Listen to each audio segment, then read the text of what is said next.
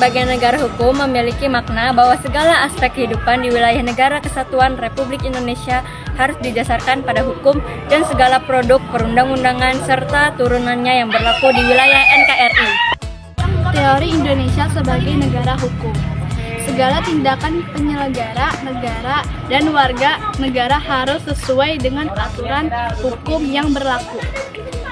1. Keberadaan hukum yang mengikat. Indonesia sebagai negara hukum berarti bahwa hukum memiliki kekuatan mengikat yang harus dipatuhi oleh seluruh warga negara dan pemerintah.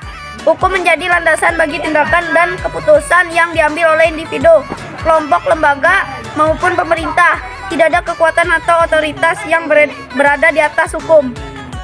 2.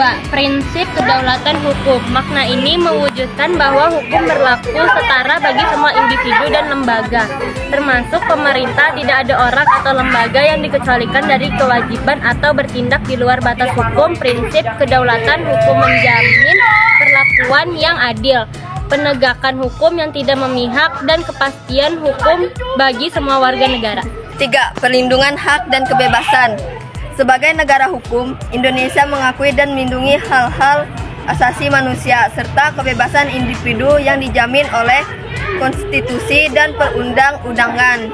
Hak-hak tersebut termasuk hak hidup, hak berekspresi, hak beragama, hak berpendapat, hak memiliki properti, dan sebagainya.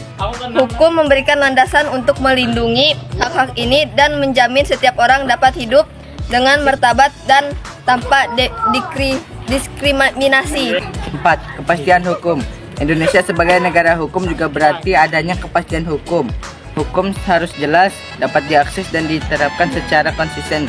Semua warga negara harus dapat mengetahui hak dan kewajiban mereka, serta konsekuensi hukum dari tindakan mereka. Kepastian hukum memberikan dasar yang stabil bagi individu, bisnis, dan investasi untuk beroperasi.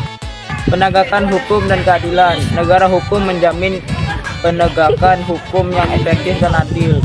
Hukum harus diterapkan dengan konsisten dan tidak memihak kepada siapapun tanpa adanya interaksi politik atau kepentingan pribadi. Sistem peradilan independen dan transparan berperan dalam menjamin keadilan dan menyelesaikan sengketa secara adil.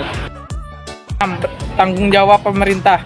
Indonesia sebagai negara hukum menempatkan pemerintah sebagai pemegang kekuasaan yang harus bertanggung jawab dalam melaksanakan tugas dan kewenangannya.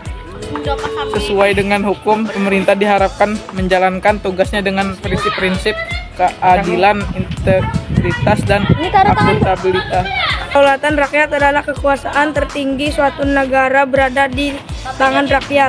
Kedaulatan ini biasanya berlaku di negara demokrasi seperti Indonesia yang mengedepankan prinsip dari dan oleh dan untuk rakyat.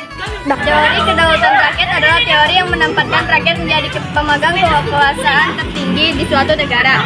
Teori kedaulatan rakyat menyatakan bahwa kekuasaan tertinggi dalam suatu negara